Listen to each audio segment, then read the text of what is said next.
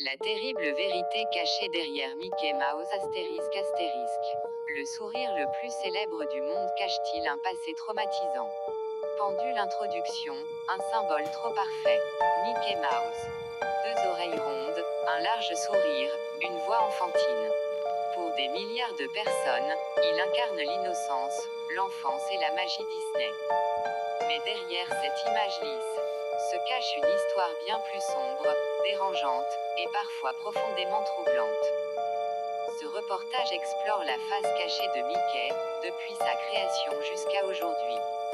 Flèche droite, ses origines inquiétantes. Flèche droite, une animation autrefois violente et angoissante. Flèche droite, des images qui ont traumatisé des générations. Flèche droite et une transformation radicale, presque forcée. Souris chapitre 1. La naissance d'un personnage né dans la peur, 1928. Mickey naît en 1928, dans Steamboat Willie. Mais à cette époque, Disney n'est pas Disney. Pellicule, les dessins animés des années 20 ne sont pas faits pour les enfants. Ils sont chaotiques, agressifs, absurdes, parfois cruels. Les personnages se tordent, se mutilent, meurent, puis reviennent à la vie. Roi Mickey n'est pas mignon à sa naissance. Il est étrange, parfois inquiétant.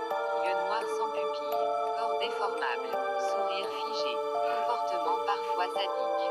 Dans Steamboat Willie, Mickey torture littéralement des animaux pour faire de la musique.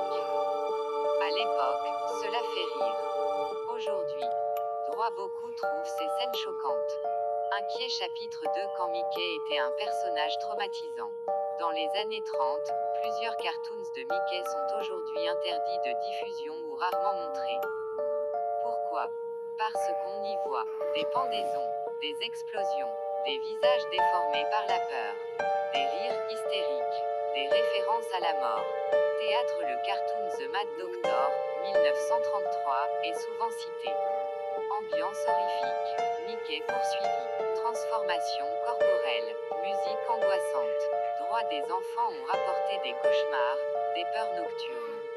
Disney ne communique presque jamais sur ces épisodes.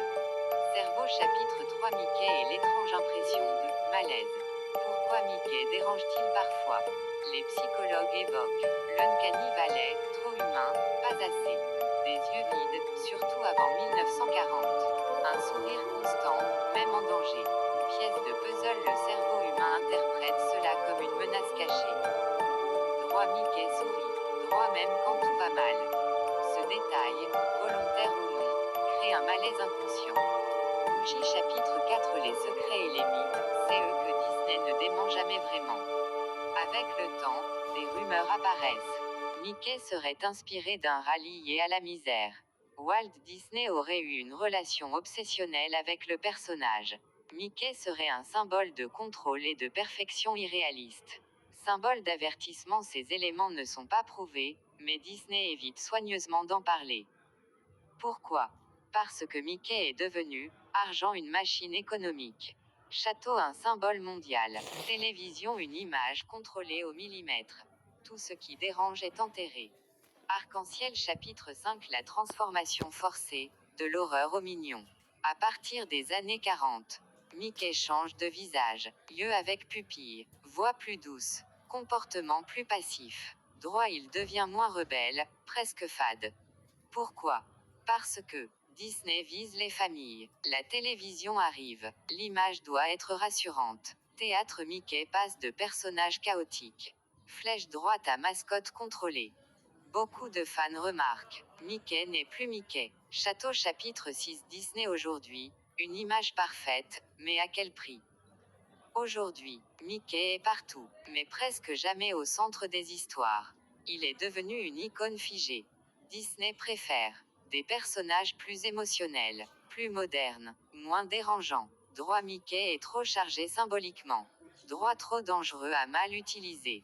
Clap, conclusion, Mickey, victime de son propre sourire. Mickey Mouse n'est pas un monstre.